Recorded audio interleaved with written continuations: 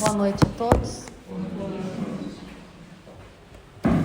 Boa noite.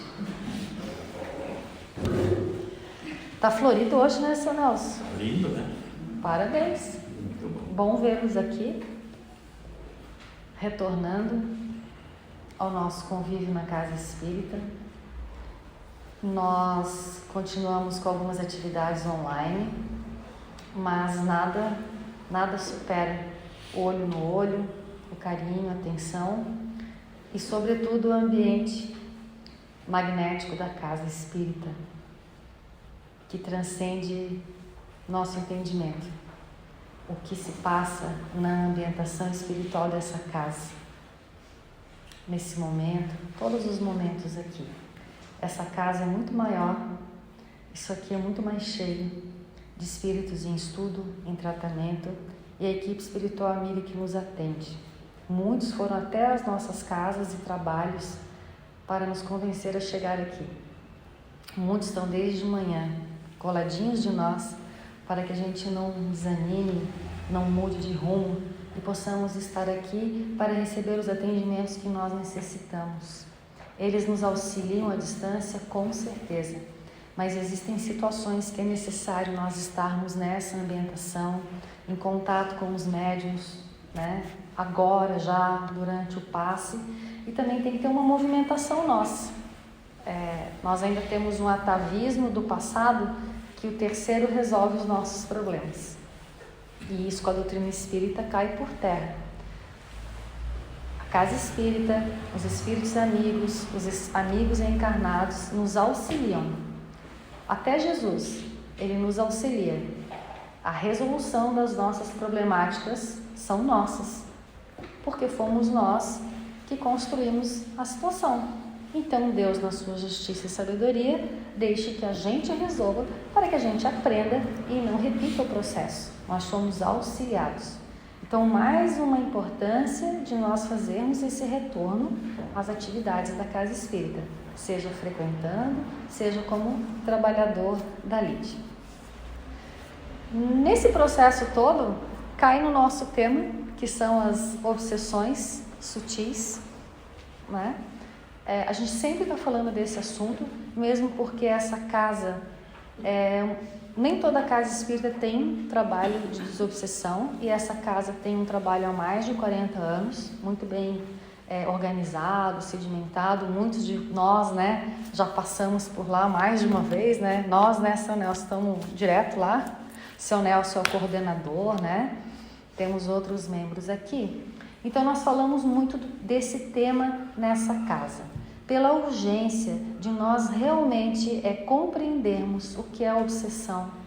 Todos nós padecemos de influenciações espirituais que depois de um certo tempo vão se tornar em processos obsessivos.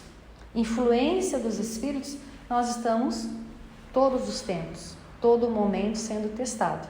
E quando nós cedemos, gostamos dessas companhias, vão se tornar em processos mais difíceis, chamados obsessão.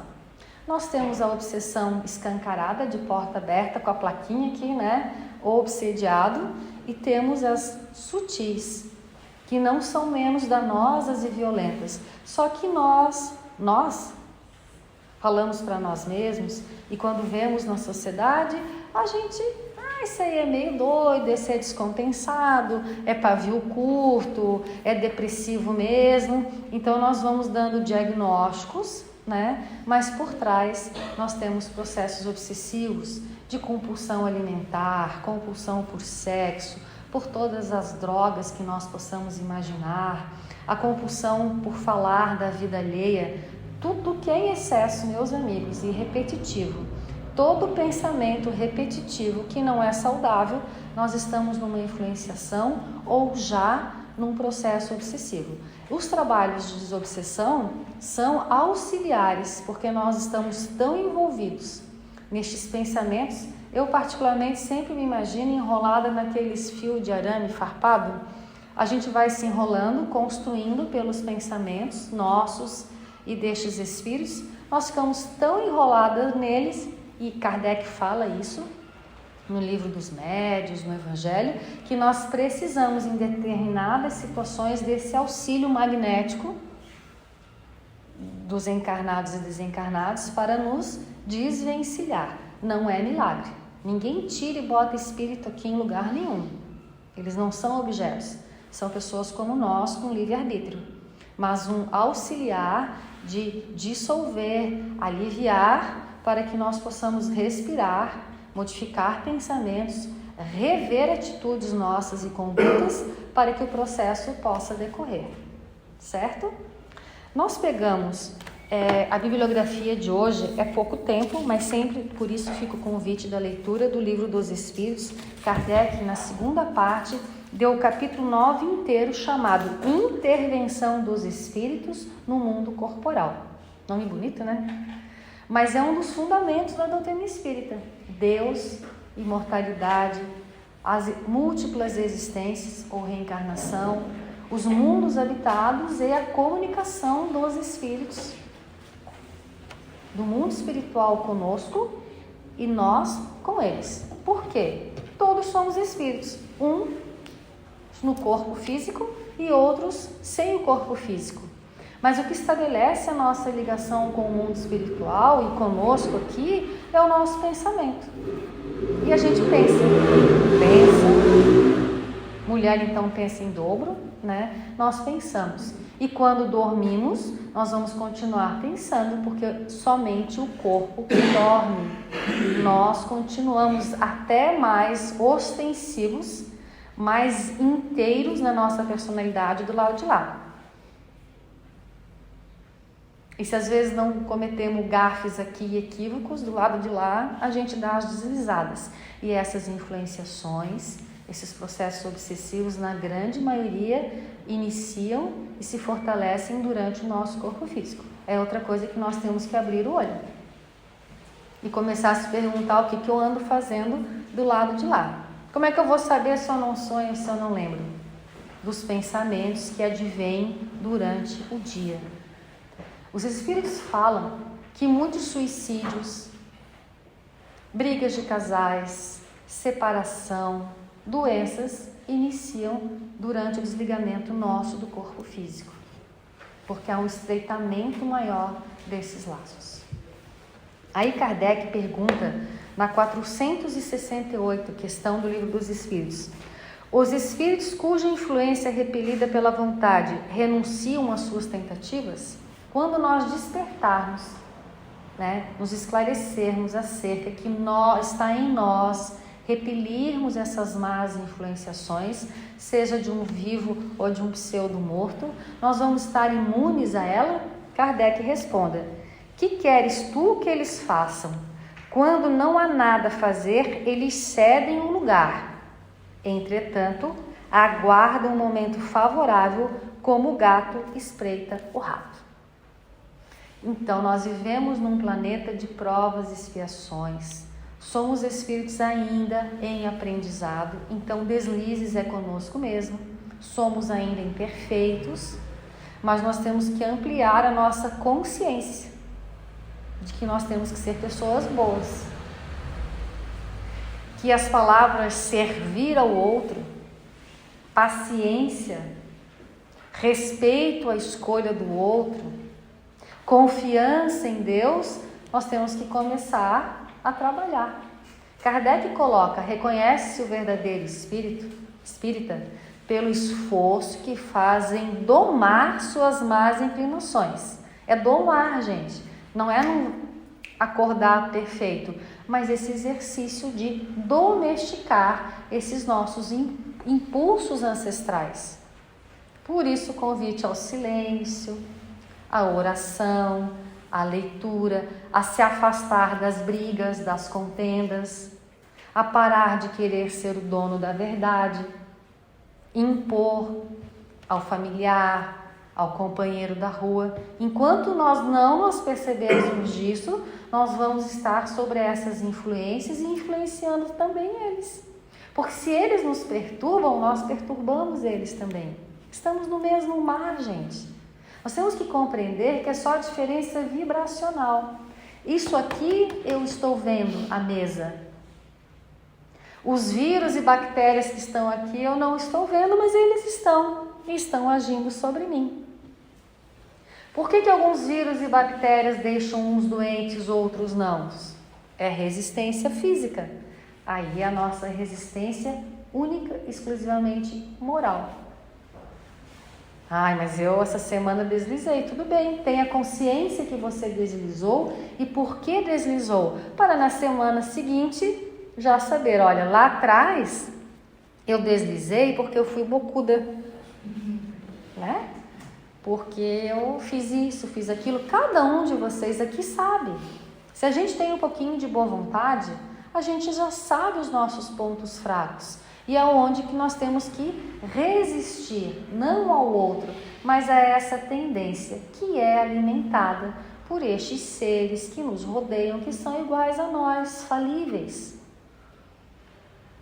Mais adiante, Kardec pergunta por que os espíritos querem nos ver sofrer? Eu acho extraordinária a resposta. Porque eles são infelizes. E a nossa felicidade demonstra a extensão do seu sofrimento. Então nos fazem sofrer. A causa pessoal, por vingança, né? Por querer a desordem, porque são infelizes, querem o domínio sobre nós para a satisfação de suas vontades, sejam de natureza ainda física. Sabemos que temos egrégores de espíritos vinculados a todos os vícios, que necessitam da nossa roupagem física para a satisfação ainda do sexo, do álcool, da briga.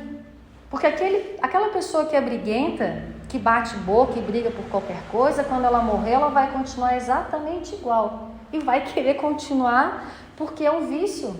Hoje a medicina já explica que a pessoa que é briguenta, ranzinza e gosta de... né? O corpo se acostuma com a carga da adrenalina jogada. E quando ele não tem, ele fica deprimido. Então ele precisa. A ciência terrena está provando isso. Nós nos viciamos em nossos defeitos, o físico. Aí a gente sente falta e sai, né? É um vício, é uma necessidade. Mas nós somos muito mais do que matéria. Este corpo é o jumentinho, né, que o Chico falava, é o nosso instrumento de progresso, temos que cuidar dele, mas nós não somos isso. Nós não podemos nos sujeitar às suas necessidades. Entretanto, vai chegar dias, semanas, meses, que algumas necessidades, alguns pensamentos, algumas atitudes começam a ficar repetitivas, quase irresistíveis. Aí começam as influenciações. Nós vamos dar alguns exemplos. E olha, esse texto é do livro Sol das Almas, psicografia de Chico com Valdo Vieira. Seja claro consigo para auxiliar os mentores espirituais a socorrer você. Então nós nos enganamos, principalmente nós espíritas. Eu vou no centro, eu tomo passe, eu sou médium, eu assisto doutrina, eu faço isso, faço aquilo, então não tem influência espiritual. Todos nós estamos sob influências espirituais. Se eles, os espíritos, conseguem impor sua vontade, é outros 500, mas influência nós estamos sempre. E olha, gente, todos nós aqui vamos passar por processo obsessivo na vida, por influência. Muitos de nós ficamos na ignorância de nós mesmos do que está acontecendo. Outros, já com mais esperteza e humildade, chegam aqui e dizem assim: seu Nelson, bota meu nome lá na irradiação. Seu Nelson, eu posso ir para quarta-feira porque está difícil. Então, sejamos claros conosco mesmo para auxiliar os mentores. Essa é a verdadeira ocasião da humildade, da prece e do passe. Dentre os fatores que mais revelam essa condição da alma incluem-se dificuldade de concentrar ideias em motivos otimistas. Dificuldade em concentrar ideias em motivos otimistas. Amir, tá lá você vendo o jornal, a guerra da Rússia com a Ucrânia. O que tu fica pensando? Lá vem a Terceira Guerra Mundial. Tudo bem até ter esse primeiro pensamento, mas o homem fica, vai dormir, sonha, tem pensamento, no outro dia comenta com todo mundo, olha, eu não sei vocês, eu faço. Eu estou abrindo ideias para que eu fique com temor. Muito recente agora, acho que umas 2 semanas, um espírito aqui no trabalho mediúnico falou, o que vocês estão com tanto medo? Eu sinto cheiro de medo. E riu. E eu ri e chorei ao mesmo tempo, né? Porque todos vocês estão cheirando, estão com medo. Cada um com o seu medo. Medo do fim do mundo, medo disso, medo daquilo, cada um sabe. Em vez de nós nos concentrarmos em coisas positivas, no caso que a diplomacia vai vencer, né? Que nós já estamos adiantados nessa parte, não, nós imaginamos já o fim do mundo. A ausência de ambiente íntimo para elevar sentimentos em oração ou concentrar-se em leituras edificantes. O que eu mais tenho ouvido, eu não estou exagerando, é assim, eu não estou conseguindo ler. Eu não estou conseguindo rezar. E o que mais a Júlia tem ouvido de mim é o que? Júlia, eu não consigo ler, eu não consigo rezar. E eu estou consciente. Né, Júlia? A gente está uma tentando ajudar a outra a acelerar o processo. Vamos ler. É o Covid. É fácil sempre nós botar a culpa em terceiros. O Covid entrou, prejudicou a nossa memória, a concentração, tudo bem. Então vamos atrás dos recursos e vamos reagir. Os muçulmanos, eles oram 5 vezes ao dia. A gente até ri, acha exagero, mas no fundo tem razão. Ao acordar, no meio da manhã, no almoço, entendeu? Louvando. O rezar não é pedir, gente. É agradecer. Agradecer de estar aqui, de estar num corpo, de ter uma família.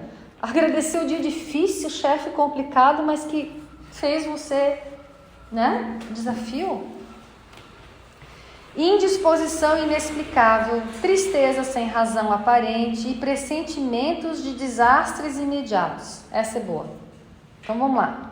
Indisposição. Não quero nada, não quero sair, não quero ver ninguém, me deixa quieto. Peguei Covid, coitado do Covid, agora o Covid leva a culpa em tudo. Tristeza sem razão aparente. Se nós estamos nos sentindo tristes, nós temos que saber por que eu estou triste. Perdi um ente amado recente. É válida a tristeza? É. Mas qual extensão? Como que eu estou trabalhando com isso? Quando eu me pego triste pela ausência dos entes queridos, eu procuro transformar essa tristeza numa oração, fazer algo que essa pessoa gostava. Entendeu? Transformar essa tristeza, que ela é válida, ela é real, porque nós sentimos saudade, gostaríamos que estivesse aqui, mas transmutar em algo positivo. Pressentimentos de desastres imediatos. Eu confesso para vocês que é algo que eu fiz mais, que eu estou sentindo uma melhora. Porque eu tinha um hábito de imaginar que as coisas iam dar errado, eu achava que eu estava sendo prudente. Mas com o passar dos anos, amadurecendo, não, era algo negativo. Onde está a minha confiança em Deus? No dia de amanhã a gente não sabe, faça o certo hoje. Amanhã, se tiver a Terceira Guerra Mundial, perguntaram isso para o Chico Xavier, em 1970, 65, no auge da Guerra Fria, né? E se acabar o mundo, ele assim, tudo bem, o universo é povoado de planetas, nós vamos tudo para lá. Então, todo movimento negativo, pressentimento de que eu vou ficar doente, que eu vou perder um ente amado, que eu vou perder o emprego, que o meu cônjuge vai me trair, que aquela pessoa que eu gosto vai morrer. Enfim, gente, né? Cada um nós temos que tirar. Vem isso? Não. Substituir pelo conteúdo positivo que a doutrina espírita nos dá. Nós estamos aqui hoje para quê? Só para ganhar o passe? Tomar água, nem água fluidificada não tem mais, né? Mas para fluidificar a água? Não. Para ouvir o que foi aqui, porque por mais ruim que esteja sendo, alguma coisa a gente sempre tira. Para agregar coisas positivas no dia de amanhã. aborrecimentos e por não encontrar semelhantes ou assuntos sobre quem ou o que descarregá-los. A gente procura alguém para falar, descarregar a ira, a raiva, o descontentamento. E se essa pessoa não concorda, você fica mais bravo ainda.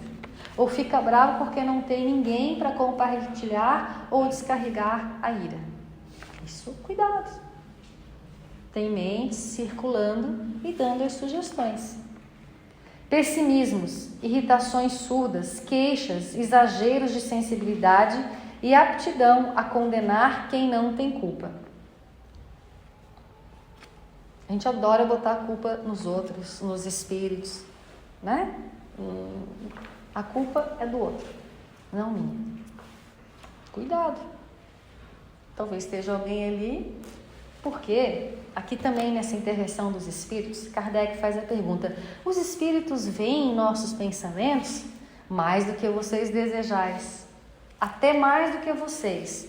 Por quê? Não é mágica não, a ciência espírita explica. O pensamento, gente, é semimatéria do lado de lá. Os espíritos falam que um dia nós vamos pesar nossos pensamentos, qualificar os pensamentos. A medicina vai nos tratar através da detecção. Assim como a gente hoje faz tratamento vendo o sangue, vai ver os nossos pensamentos. E aqueles que estão na nossa mesma faixa ou superior vão ver, sentir, ouvir os nossos pensamentos. Então eles sabem exatamente o grau de ciúme, de inveja, de despeito, de ira que nós estamos produzindo, mesmo quando a nossa cara é assim, serena, iluminada, gentil, mas por dentro borbulha. Os espíritos não veem essa nossa cara serena, eles estão vendo e ouvindo. Aqui está um silêncio, só eu estou falando? Muitos de nós estamos aqui, eu estou falando e a gente está contra-argumentando, raciocinando. Enquanto o certo era estar ninguém falando, era só ouvindo, mas a gente não faz. Estou conversando aqui com a Ana está me contando alguma coisa. Em vez de eu prestar atenção no que a Ana está falando, eu já estou pensando na resposta que eu vou dar. E os espíritos fazem isso. Eles olham, observam e dão as sugestões. Os espíritos não criam, eles ampliam o que há dentro de nós. Mas chega uma hora que a balança vai tender mais para a carga de pensamentos negativos que eles estão nos dando. Olha essa aqui, interpretação forçada dos fatos e atitudes suas ou dos outros, que não corresponde à realidade. Às vezes estão duas pessoas, acontece um fato, tem uma que distorce completamente o fato. Certa feita aqui na casa, tinha uma companheira que não estava bem, ela sabia que não estava bem, mas a outra chegou apurada para ir no banheiro e não deu oi. Foi o suficiente para entornar essa pessoa por umas 3 semanas. E não adiantou dizer que a outra passou porque estava com vontade de ir no banheiro. Ela distorceu a realidade, com certeza abriu o campo, porque era de uma equipe, para já dar.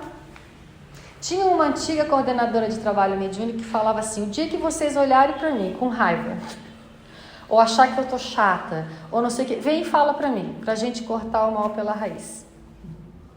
Porque o dirigente sempre é o culpado, o responsável, né, seu Nelson? Também que ele tem as costas largas, ele aguenta.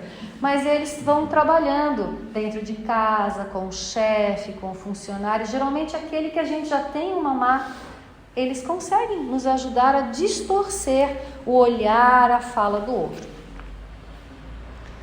Ânsia de investir-se no papel de vítima ou de tornar uma posição absurda de autoritarismo e de automartírio. Teimosia em não aceitar para você mesmo que haja influenciação espiritual para consigo, mas passados minutos ou horas dos acontecimentos, vem-lhe a mudança de impulso. Aí vem o arrependimento, a recomposição do tom mental e, não raro, a constatação de que é tarde para desfazer o erro consumado. Tarde nunca é, porque a gente sempre pode voltar atrás e pedir desculpa, mas dificilmente a gente faz, né? Mas os arrependimentos. Aí a gente só fica no arrependimento. Tem uma historinha de um livro, Para o Resto de Nossas Vidas, A Júlia sempre foi a minha cobaia, né, Ju? No evangelho e tal. A Júlia fazia as coisas, a Júlia vivia derramando café, leite. A Júlia sentava na mesa, a Júlia derramava sem querer e sujava e tal. Até que a gente descobriu uma historinha que a criança vivia derramando e sujando. E daí ela pedia desculpa, né? Daí na historinha lá dizia o quê? A mãe aceitava a desculpa, mas quem vai lavar a toalha? Quem vai limpar o chão? E a gente, né, começava, não que nós não aceitamos desculpas lá dentro de casa, a gente pede desculpa, mas não basta desculpa, vai ter que lavar a toalha. Então, mas nós nos arrependemos, poxa, eu não devia ter falado aquilo, eu acho que eu estou perturbada mesmo. Então fala aqui, nós temos que reconhecer que estamos sobre uma influência, que passou da nossa conta, que nós não estamos dando conta. O que eu tenho que fazer? O que a doutrina espírita nos ensina. Não estou conseguindo sozinha vir na casa espírita e pedir auxílio, mas se nós não reconhecermos e ficarmos só na desculpa, a mesa vai estar sempre suja, o leite vai estar sempre derramando, o ambiente de casa vai estar sempre sujo, contaminado, nós vamos estar sempre doentes, vamos estar sempre recorrendo ao seu Nelson, bota lá o nome na irradiação, eu quero ir para quarta-feira, eu estou perturbada. Claro que a casa espírita, tanto na posição de encarnados quanto desencarnados, jamais vai fechar as portas, negar tratamento, mas nós vamos ficar assim até quando? Não precisa ser assim. Kardec fala, nós podemos ser influenciados porque é o mundo que nós vivemos, mas ser influenciados é diferente. Permitir a influenciação. Talvez por algumas horas, mas nós temos que ficar espertos. Há muito por fazer. Esses dias nós dávamos passe numa pessoa e o espírito amigo mandou uma mensagem. Porque quando nós estamos tomando passe, talvez a gente não registre conscientemente, mas os espíritos mandam um recado e fica. Quando a gente dormir à noite, a gente vai lembrar, no outro dia vem um livro ou vem uma ideia. E esse espírito falou isso para essa pessoa assim, ó, larga da amargura, há muito trabalho por fazer. Eu gostei tanto, tanto. Larga da amargura, larga da aflição, da tristeza, há muito trabalho por fazer em nós e no mundo que nos rodeia. Vamos olhar as coisas boas que nós já conseguimos fazer, as coisas boas que tem nas pessoas. Ninguém vai poder fazer isso por nós. Só assim nós vamos evitar essas influenciações sutis, esses processos sutis. E olha como ele encerra o texto. Quando o influenciador, estes espíritos, são conscientes, a ocorrência é preparada com antecedência e meticulosamente, às vezes dias e semanas antes do sorrateiro assalto, marcado para a oportunidade de encontro em perspectiva, conversações, recebimento de uma carta clímax de negócio ou crise imprevista no serviço. Eles nos acompanham, como nós falamos, nos observam e esperam. É um jogo de xadrez. Não é para assustar e botar medo. Não sei se é o Nelson, mas a gente faz muito atendimento fraterno de pessoas, em especial as mulheres, que chegam angustiadas porque olharam o celular do companheiro.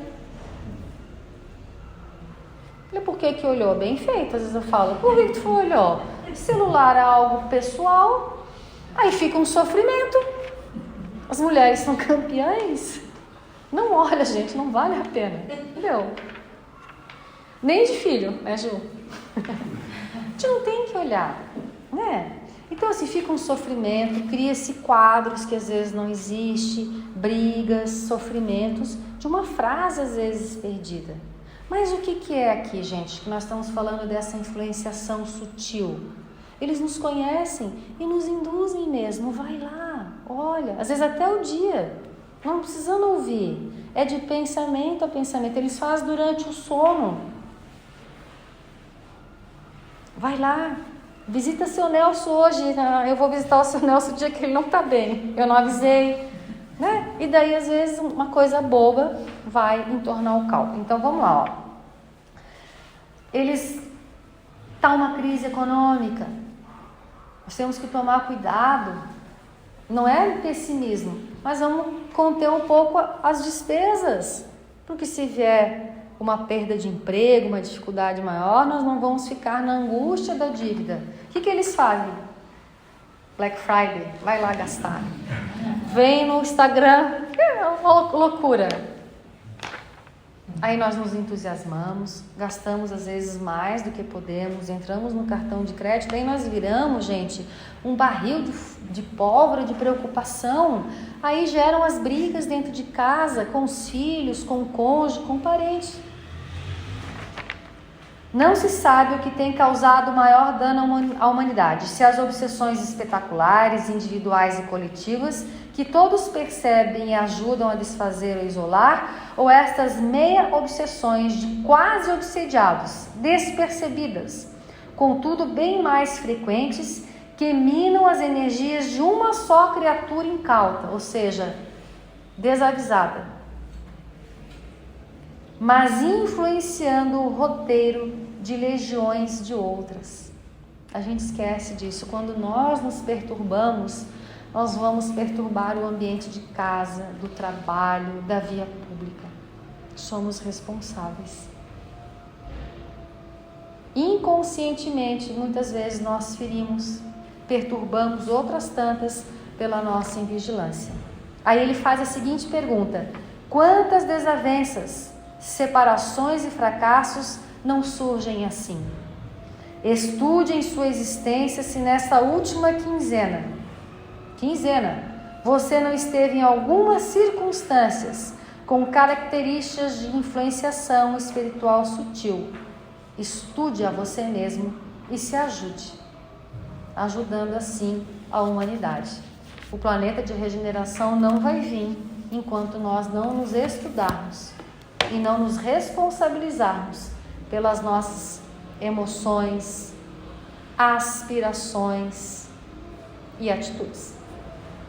Agradeço a atenção de todos, que possamos levar Jesus para as nossas casas e não nos esqueçamos disso, de ter muita atenção, nos prepararmos para dormir, porque durante o sono físico muita coisa acontece. Obrigada.